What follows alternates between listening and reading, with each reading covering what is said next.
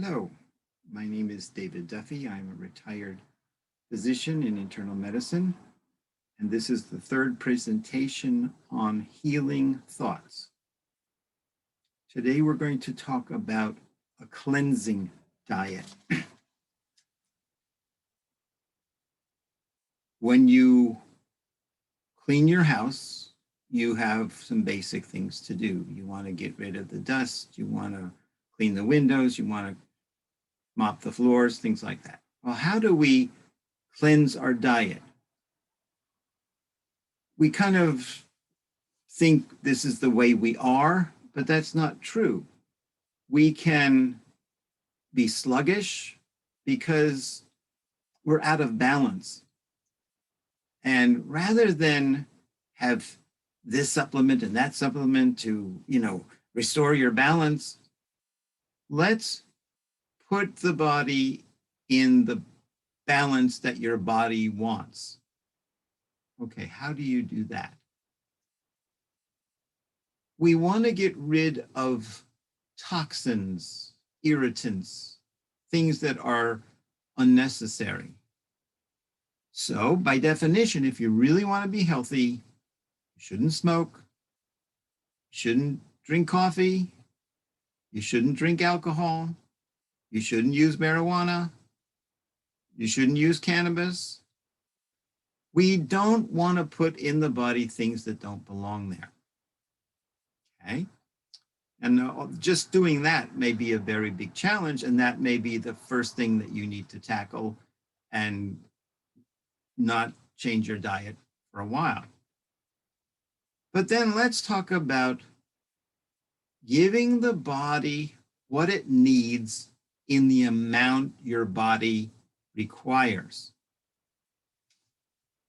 In our society, we tend to overeat. We may eat too much starch. We may eat too much protein. And that puts a burden on the body. Now, if we're going to go through the sacrifice of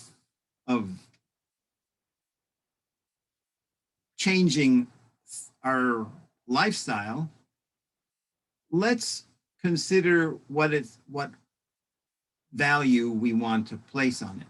What are our goals? Okay.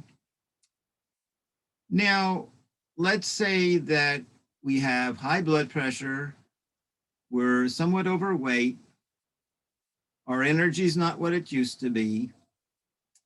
And so if we could work on that, that would be a good thing. Fine. Then we kind of make an inventory on exactly what happens in a 24-hour period.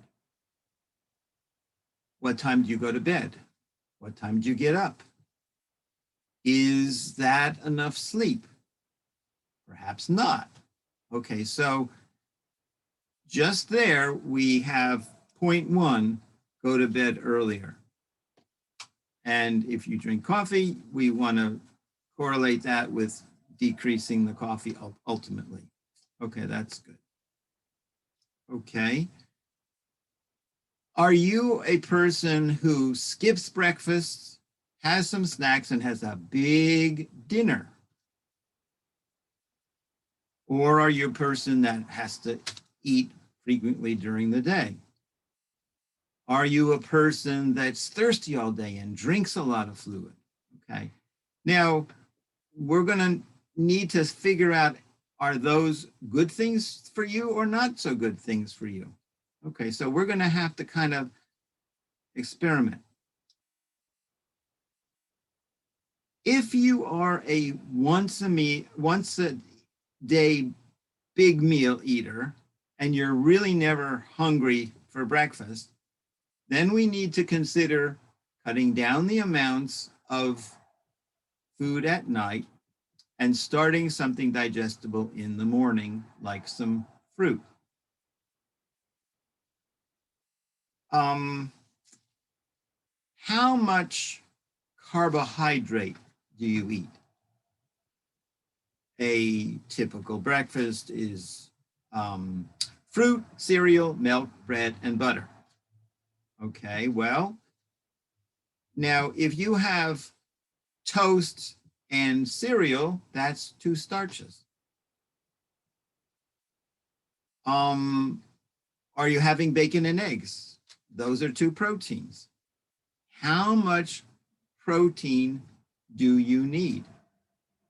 Now, some people who have just fruit in the morning, they're not going to have a lasting diet, a meal that's not going to last. They're going to crash. So a combination of fruit and protein in the morning might be something that you would consider. With regard to starches, okay, are we going to have starch breakfast, lunch, and dinner? Are we going to have cereal for breakfast, a hamburger or a sandwich for lunch, and meat and potatoes for dinner? Now, those are 3 starches. If you are overweight, if you have diabetes, we're going to need to cut down on the carbohydrates. Now, many people, the dietitian will tell you that Tang is equivalent to orange juice. Okay, it has maybe the same amount of vitamin C and stuff, but a sugar drink is not the same thing as fresh orange juice.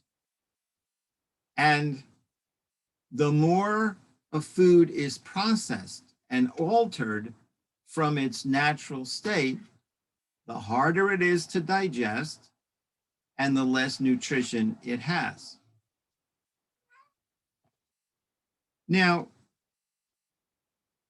we are used to having processed foods. It's hard for us we don't bake our own bread and all those kind of things. And so we're relying on outside sources. If we are going to lose weight, control diabetes, control high blood pressure, we want to figure out processed foods that are too much versus okay for now. Now, things like donuts, cake, and cookies are really, I would not consider them real food. They're delicious, sugary, starchy things that you like to eat and that are delicious and it's a treat, but it's not really nutritious food. So how can you cut down on that? Can you eliminate that? Can you eventually limit your desserts? With regard to protein, we want to have a small amount of protein that the amount we need. Now, when we have sausage and bacon and eggs and yogurt and cream cheese as proteins for breakfast, and we have, hamburgers and peanut butter sandwiches for lunch and chicken and rice for dinner, we are eating a lot of concentrated foods. And the whole point of a cleansing diet is cutting back on that so your body uses up the nutrition that is in storage. We want to bring down that overstocked nutrient in our body. So if we cut down, now, if you're eating seven proteins a day and 10 starches a day, you are overeating. What do?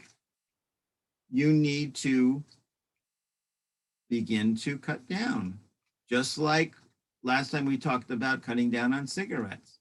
If you want to stop smoking, we want to taper down and get used to having less food that are really loading us up with not nutritional substances. We're filling our body with junk or clutter.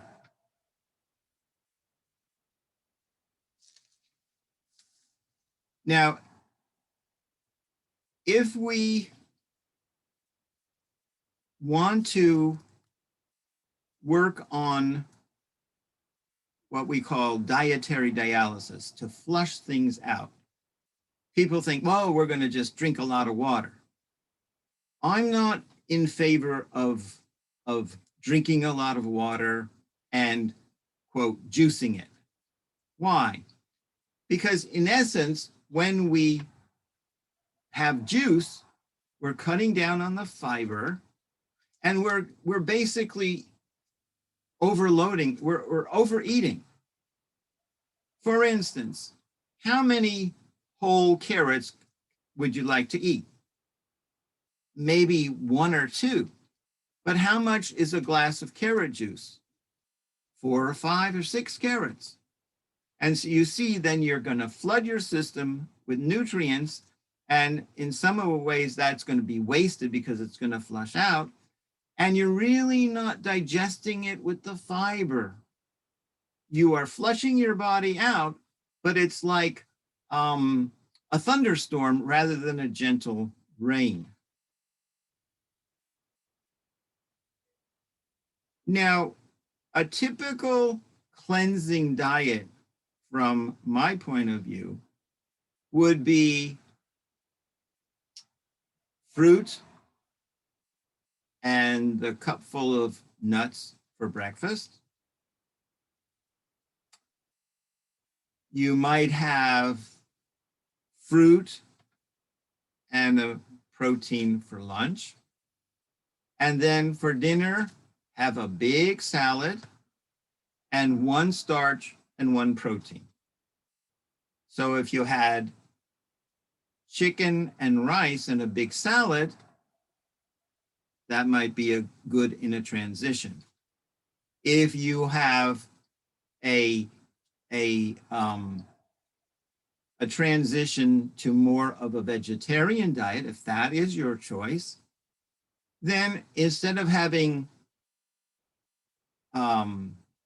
7 meat meals per week, dinners per week, you will begin to get used to having a meal that substitutes vegetable protein, like chickpeas or lentils or black beans or something like that, hummus, things like that.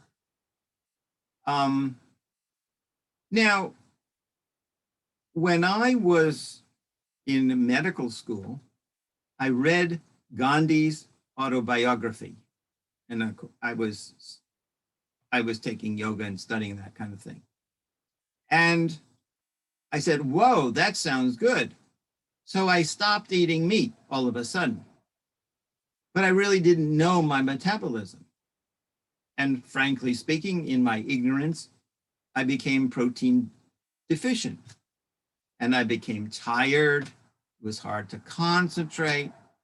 And then I suddenly realized, whoa, I need more protein. So I went to the grocery store and got some cheese, and then I felt better. In this kind of transition, we don't want to deprive ourselves of nutrients on a long-term basis. A person who is losing weight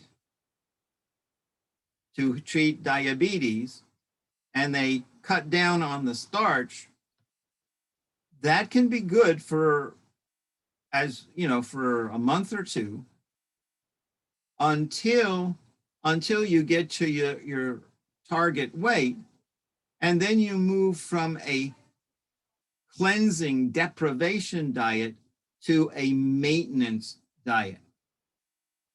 At the beginning, you ate too much. When you did a cleansing diet, you ate much less.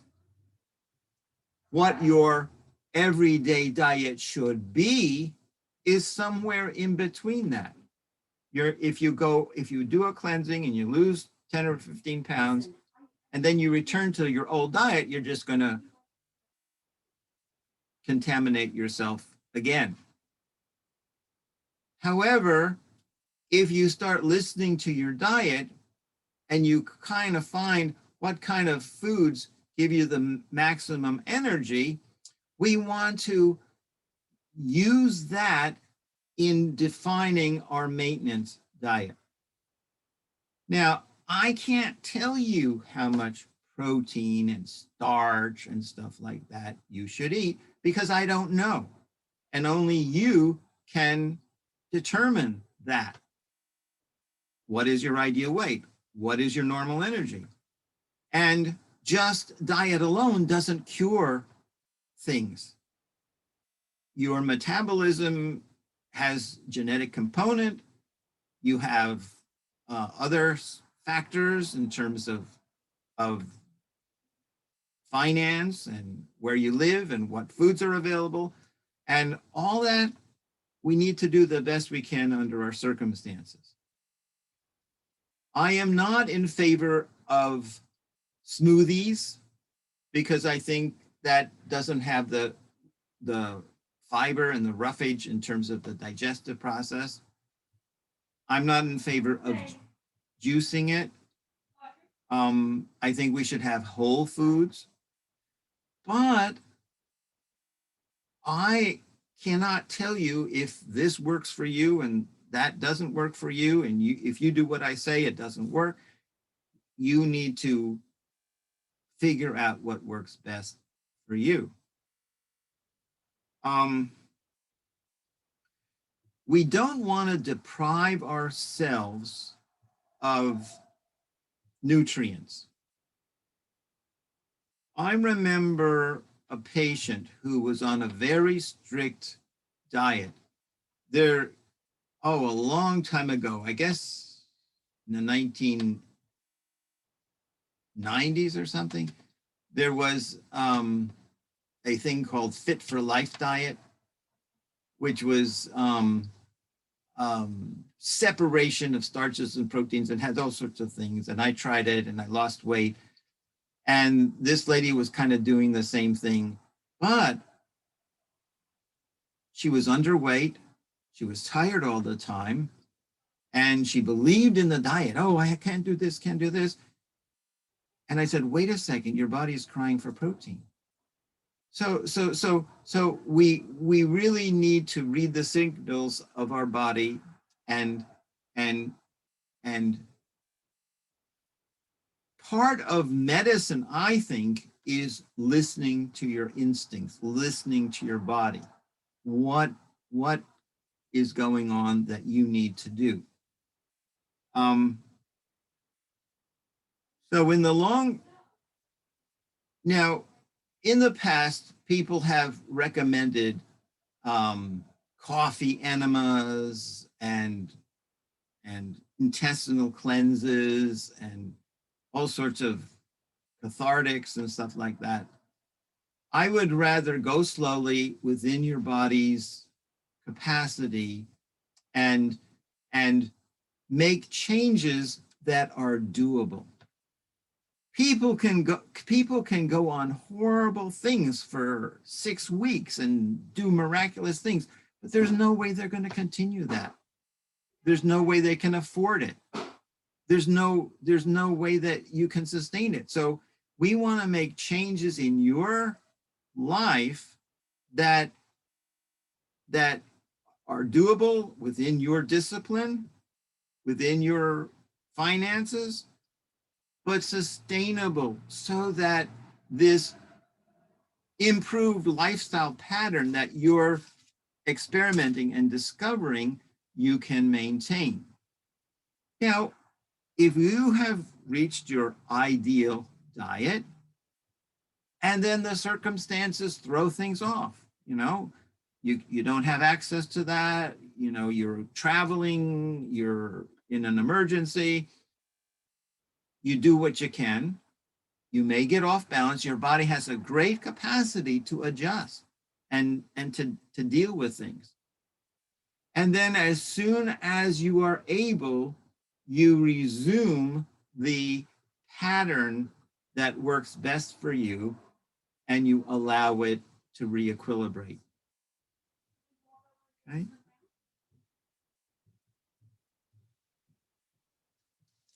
Let's talk about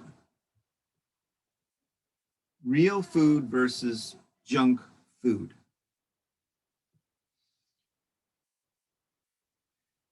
We really cannot eat raw potatoes and raw rice.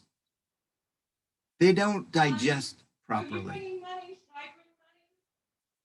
When you bake a potato, the heat breaks down the starch and it makes digestible sugars to be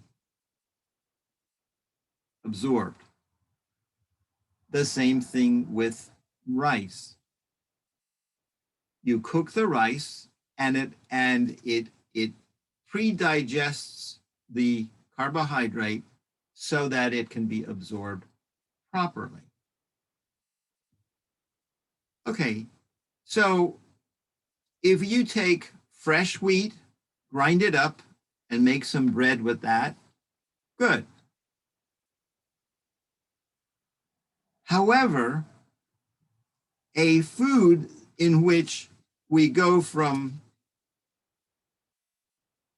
brown rice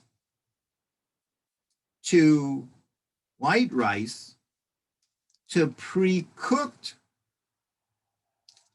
rice, instant rice kind of thing, that is losing nutrition. And I think that it gives you some food that's kind of a teaser. And the food industry is very good at this. I mean, you are going to have little snacks, but they are incomplete. So you enjoy eating them. It fills you up, but it leaves you hungry and you want some more. And you're getting more and more and more, but there's something missing because it's not really giving you the food value that normally would give you. What does that mean? Okay. If we have whole wheat, the wheat germ has protein, and in the grain there is thiamine. Thiamine is a vitamin necessary for sugar to be metabolized. If I get rid of the thiamine by polishing the rice, converting it from brown rice to white rice, if I take the wheat, get rid of the thiamine and get rid of the protein and make white flour, then I'm not getting a food value. Oh, but they're so smart. They put the vitamins in like total and all this kind of stuff. They have added thiamine and you're going to get your daily cry. That's not the same thing as having the balance in your food itself. You're not eating the food together. You're having a squirt of vitamins extra and it kind of flushes out. So it's not quite the same thing. Now, there are foods that are basically ruined. Let's take the difference between a baked potato and a potato chip. That potato chip is a sliced potato that has been cooked in hot oil. Oh, it's delicious with a little salt. Oh, wow, wow, wow. And then the other kind of flavors. Great, great, great. But it's not nutritious. It's not. It doesn't sustain life in the way. What it does, it gives you some carbohydrate, so you're alive, but the body can't use all of it and it has to deal with it. So one person deals with it by getting fat. Where do you want it? Oh, dump there. If you bring something into your house, you get the mail. And on the stack of mail, how much are real letters that are important and how much is junk mail? And you throw all of that out or you have to deal with it.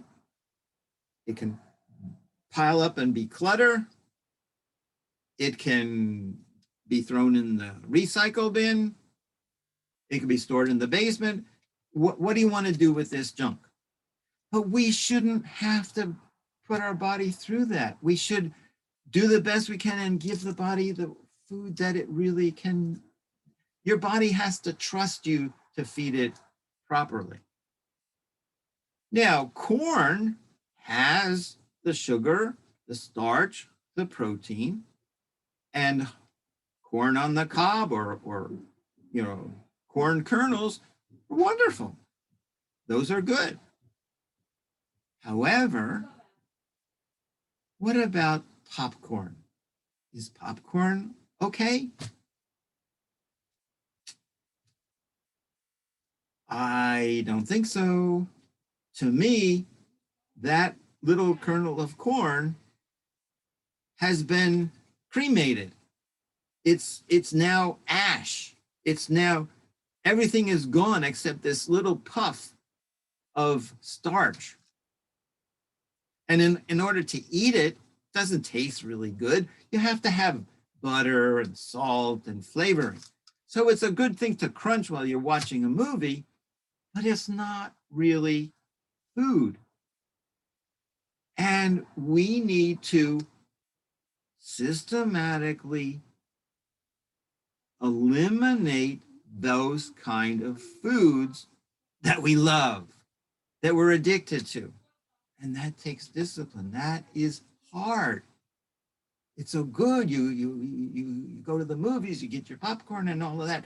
Can you do without that? Can you go without that? Is it worth the investment of your effort to cut that out and feed your body better?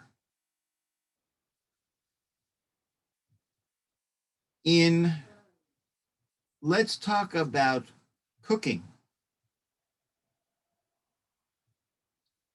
You have zucchini and you steam it, okay?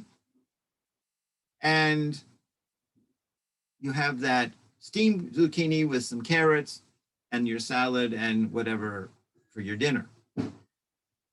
What's the difference between zucchini, steamed zucchini and ratatouille?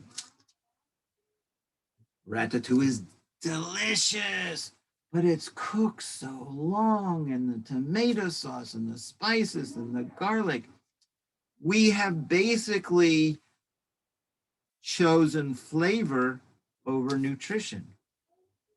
And basically that digestion is not going through as usable food, but it's a delicious fill-up thing that'll pass through your intestines.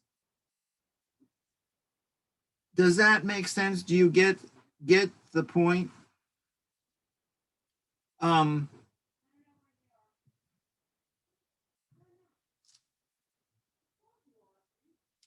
At this point, I've given you some ideas.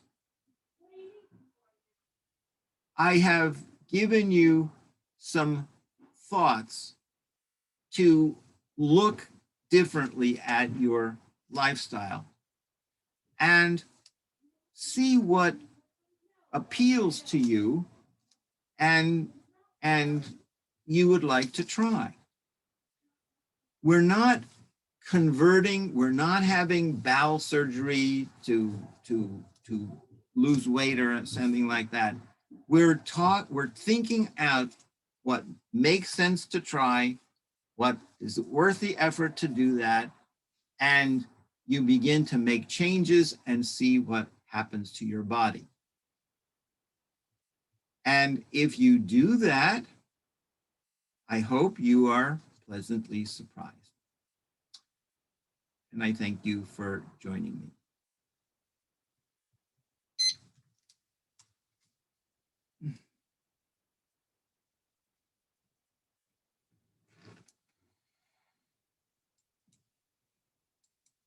no, no, no, no, no.